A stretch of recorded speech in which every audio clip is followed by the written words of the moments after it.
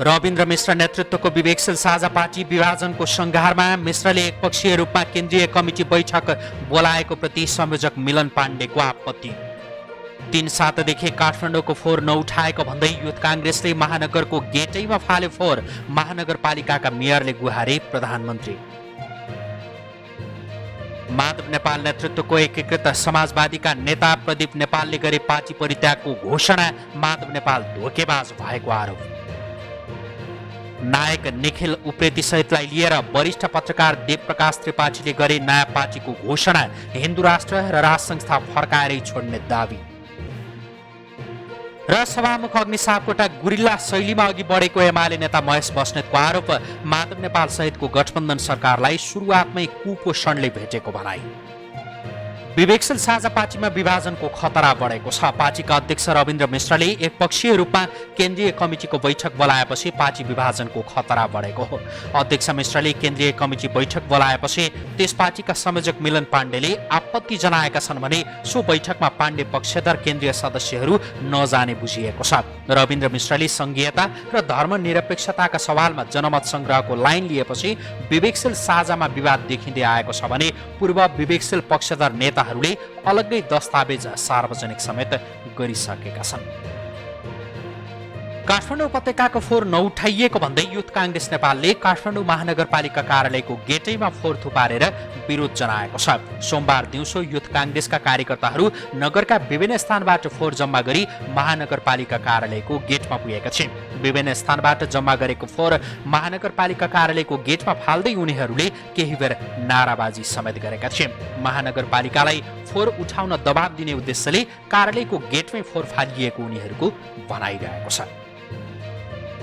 नेपाली काङ्ग्रेसका नेता गगन थापाले आउँदो पार्टीको आसन्न महाधिवेशनमा महामन्त्री पदमा उम्मेदवारी दिने औपचारिक घोषणा गरेका छन्। सोमबार काठमाडौँ काङ्ग्रेस 30 नम्बर वडाले आयोजना गरेको कार्यक्रममा थापाले 14औं महाधिवेशनमा महामन्त्री पदमा उम्मेदवारी दिने घोषणा गरेका हुन्। आफ्नो दावेदारीका आधार आफ्ना अग्रज नेता तथा कार्यकर्ता भएको भन्दै आफूले महामन्त्री पदमा उम्मेदवारीको घोषणा गरेको उनको भनाइरहेको छ। थापाले आफ्नो क्षेत्रबाट प्रारम्भ गरेको काममा सफलता प्राप्त गरेको भन्दै आफ्नै ठाउँबाट उम्मेदवारी घोषणा गरेको बताए।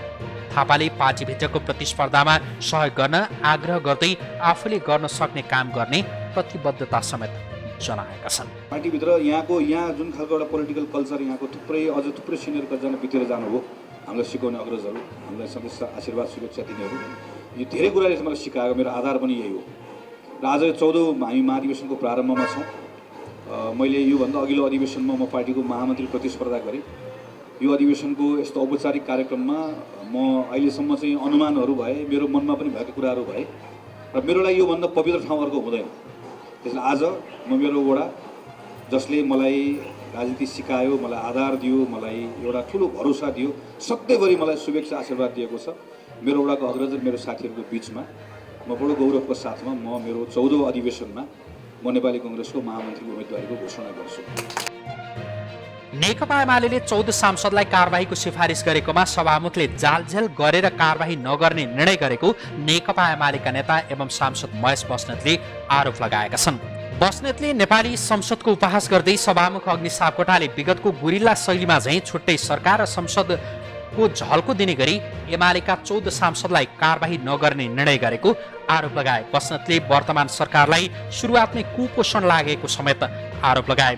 वर्तमान सरकारमा सामेल दलहरूले संविधान भन्दा माथि गएर काम गरेको र अध्यादेशबाटै संसदलाई निरन्तरता दिने प्रक्रियाका साथै एमाले फुटाउने अभियानमा मात्र केन्द्रित भएकाले सरकारले पूर्णता पाउन नसक्नु कुपोषणको लक्षण भएको उनको ठोकुवा थियो। उनले एमालेलाई कमजोर बनाउने सपना नदेख्न र निर्वाचनमा उत्रन समेत चेतावनी दिए। पार्टीले कारबाही गरेको विषयलाई उहाँले सूचना जारी गरिसकेको आफ्नै नजिरका खिलाफमा उहाँ आज उभिनु भएको छ र नेकपा एमालेलाई कमजोर बनाउने, समाप्त गर्ने यो राष्ट्रिय अन्तर्राष्ट्रिय खेलको एउटा सशक्त पात्रको रूपमा पछिल्लो बेला अग्नि सापकोटाजी देखिनु भएको छ। आज उहाँसँग जानुभएका प्रतिनिधि सभाका 22 जना सांसदहरू, उहाँहरू सबैलाई मन्त्री चाहिएको छ। बडो विडम्बनापूर्ण निर्णय गर्नुभएको छ, पालै पालो मन्त्री खाने।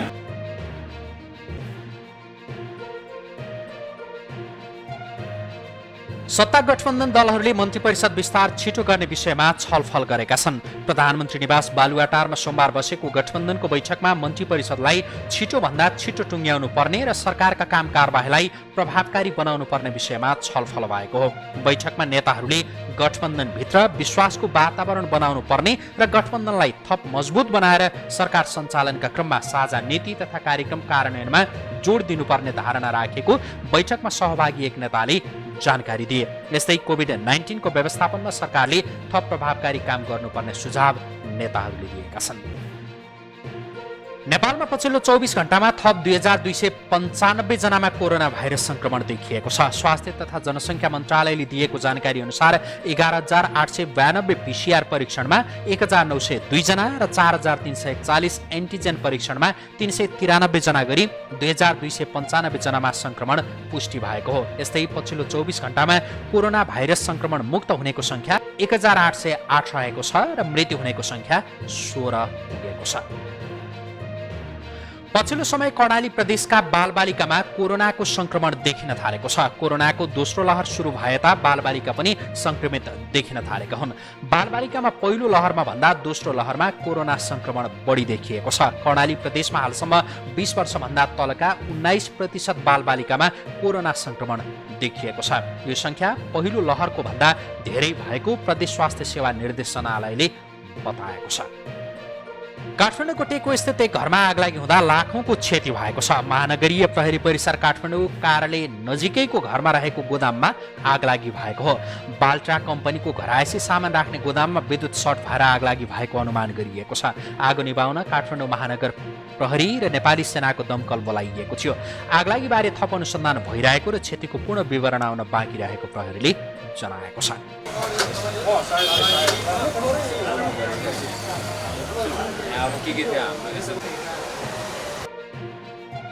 केही दिन अघि मात्रै माधव नेपाल नेतृत्वको एकीकृत समाजवादीमा प्रवेश गरेका नेता प्रदीप नेपालले पार्टी परित्यागको घोषणा गरेका छन्। माधव नेपालले आफूलाई धोका दिएको भन्दै उनले पार्टी त्यागेको घोषणा गरेका हुन्। जनताको बहुदलीय जनवाद अंगीकार नगरे नाम नलेख्न आफूले आग्रह गरेको तर माधव नेपालले धोका दिएको उनको भनाइरहेको छ। सोमबार सामाजिक सञ्जाल फेसबुकमा स्टाटस लेख्दै प्रदीप नेपालले एकीकृत समाजवादी त्यागेर केपी ओलीसँग भने नजाने उल्लेख गरेका छन्। केपी ओली तानाशाही भएका कारण उनको पार्टीमा जान नसकिने नेपालको भनाइरहेको छ। नेकपा एकीकृत समाजवादीका वरिष्ठ नेता झलनाथ खनालले आफू 70 वर्ष कटिसकेका कारण पार्टीको महत्त्वपूर्ण पदमा नबस्ने घोषणा गरेका छन्।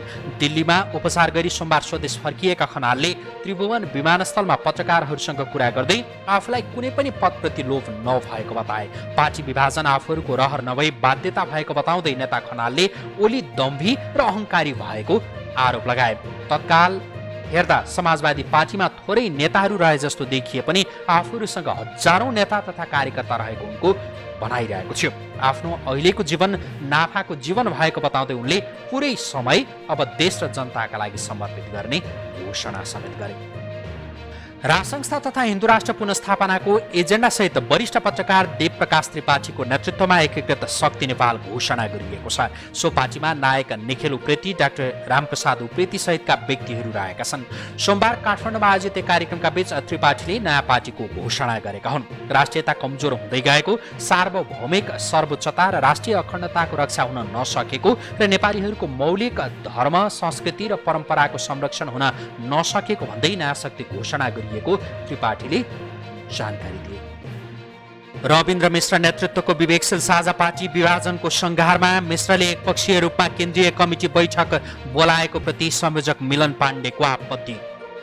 3 सातादेखि काठमाडौँको फोहोर नउठाएको भन्दै युथ काङ्ग्रेसले महानगरको गेटैमा फाले फोहोर। महानगरपालिकाका मेयरले गुहारे प्रधानमन्त्री। माधव नेपाल नेतृत्वको एकीकृत समाजवादीका नेता प्रदीप नेपालले गरे पार्टी परित्यागको घोषणा। माधव नेपाल धोकेबाज भएको आरोप। नायक निखिल उप्रेती सहितलाई लिएर वरिष्ठ पत्रकार देवप्रकाश त्रिपाठीले गरे नयाँ पार्टीको घोषणा। हिन्दू राष्ट्र र राजसंस्था फर्काएरै छोड्ने दावी। र सभामुख अग्नि सापकोटा गुरिल्ला शैलीमा अघि बढेको एमाले नेता महेश बस्नेतको आरोप। माधव नेपाल सहितको गठबन्धन सरकारलाई सुरुवातमै कुपोषणले भेटेको भनाई। Great Nepal सटिङ shooting and tailoring centre. अब कालोपुल, मध्य बानेश्वर र मुलपानीमा पनि 24 घण्टामै सुट। महारुद्र आयुर्वेद हस्पिटल प्राली, आयुर्वेद चिकित्साको विश्वासिलो नाम। ग्वालको ललितपुर, BNB हस्पिटलको अपोजिट।